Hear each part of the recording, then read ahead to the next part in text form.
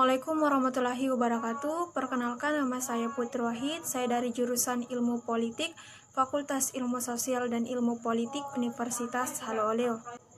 Di video kali ini saya akan mencoba untuk menjelaskan COVID-19 atau sering kita sebut dengan virus corona. Ya, banyak di antara kita yang masih mencoba untuk memahami bagaimana sih mengenali virus corona, kemudian bagaimana caranya untuk mencegahnya, kemudian bagaimana cara untuk mengantisipasinya. Oleh sebab itu, untuk penjelasannya simak video kali ini.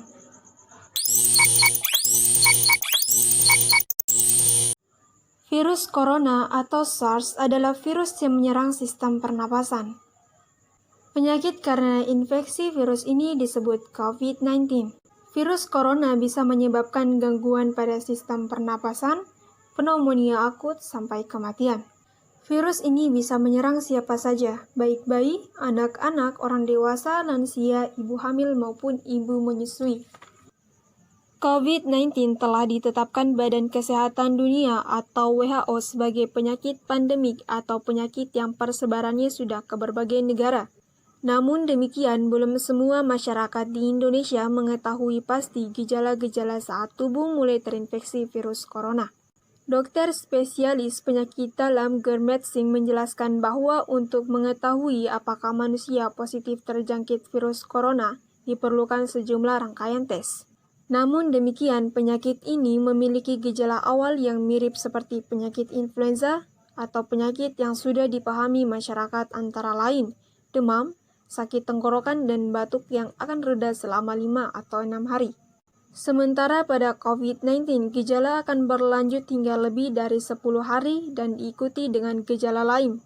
Selain itu, Gurmeet juga menjelaskan bahwa suhu tubuh manusia akan selalu lebih tinggi dari rentang suhu 36 hingga 37 derajat Celcius jika terinfeksi virus apapun termasuk corona.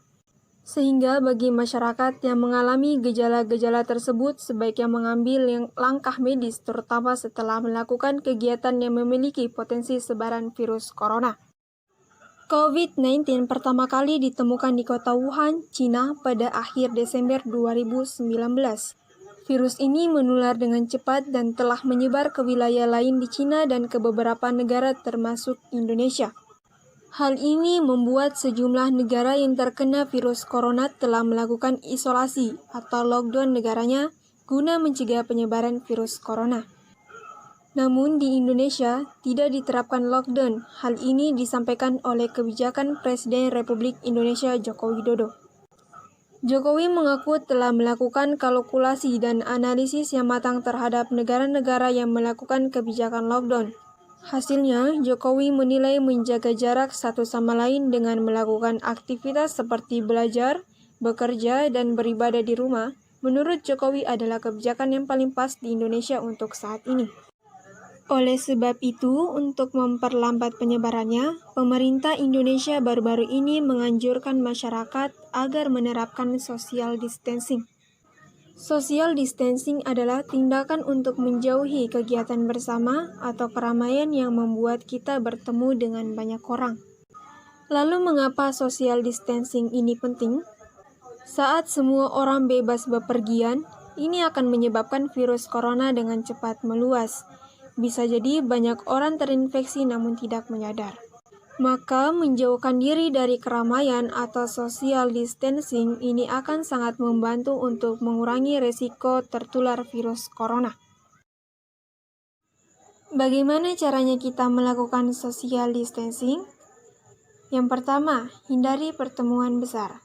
Saat melakukan social distancing, kita tidak boleh mendatangi tempat keramaian seperti mall atau event besar yang dihadiri banyak orang. Next, jika memungkinkan, hindari menggunakan transportasi umum. Meminimalisir bersinggungan dengan orang lain, ini dapat mengurangi resiko tertular virus sebaik mungkin. Dan yang tidak kalah penting, hindari kontak fisik dengan orang lain. Kalau memang kita beraktivitas di luar rumah, social distancing ini dilakukan dengan cara menjaga jarak sekitar 2 meter dengan orang lain. Dengan jarak tersebut, ini diharapkan untuk tidak berjabat tangan atau berpelukan. Dari ketiga poin yang saya jelaskan, ini sangat penting bagi kita untuk mencegah penularan pada orang lain. Jadi, gunakan waktu social distancing ini dengan benar agar kita bisa bersama-sama mengurangi resiko penularan virus corona.